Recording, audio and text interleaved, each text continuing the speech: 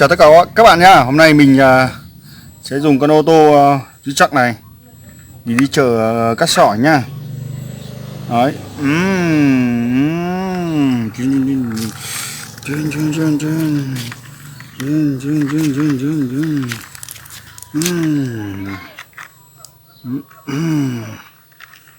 Đấy, dừng đây. Đó. Và con máy xúc này sẽ đi xúc lên con tô kia. Chuyên chuyên.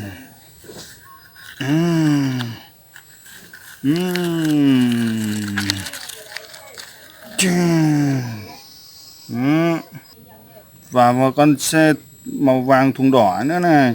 Đó.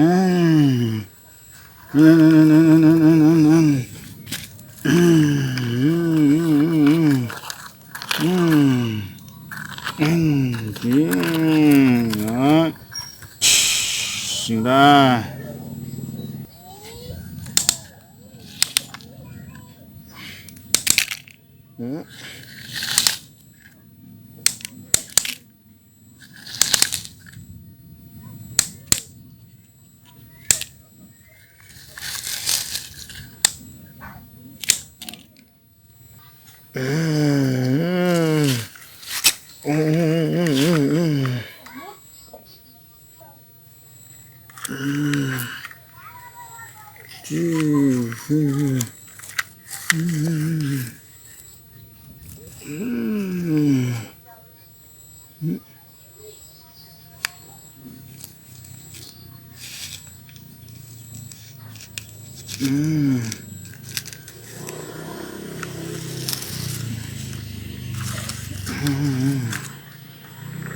Con này rất là mini nha các bạn nhé, nếu như chở rất là khỏe nhé.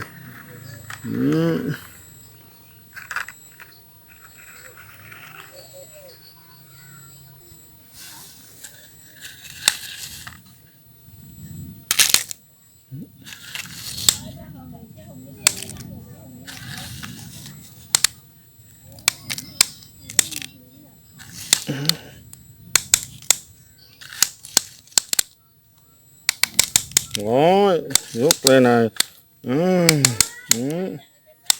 Rồi.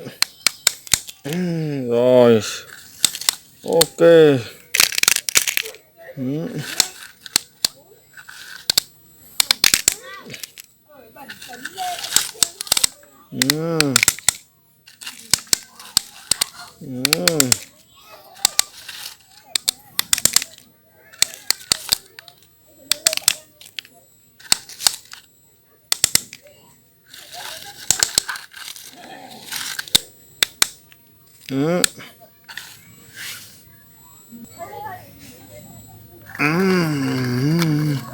Con này thùng rất là cao các bạn này.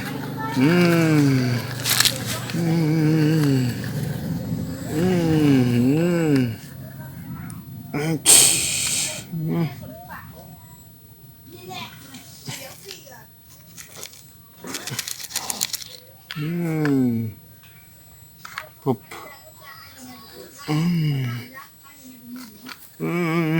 Đó, về chỗ bíp bíp.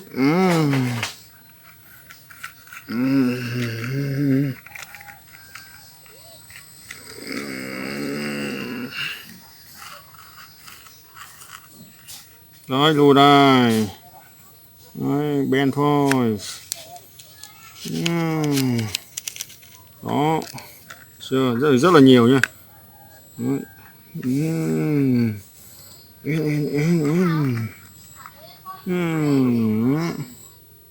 Giờ anh mới xúc đi về nào.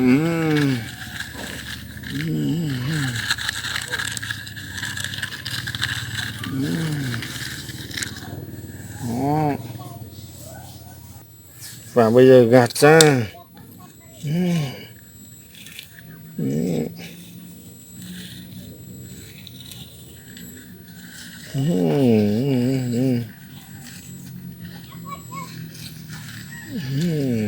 Thôi cái sân mini rồi.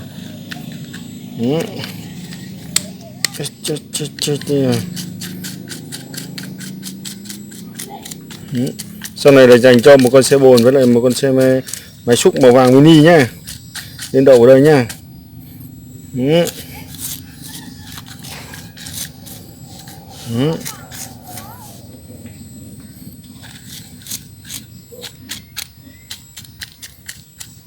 Rồi chứ như vậy đó. Ừ. Rồi di chuyển con xe bồn mini lên. Ừ. Ừ. Ừ. Ừ. Ừ. Đấy, rất là đẹp. Đấy. Tiếp tục di chuyển con máy xúc, ô tô máy xúc lên. Chưa. Mình nhỏ vậy thôi nhưng mà quay bánh.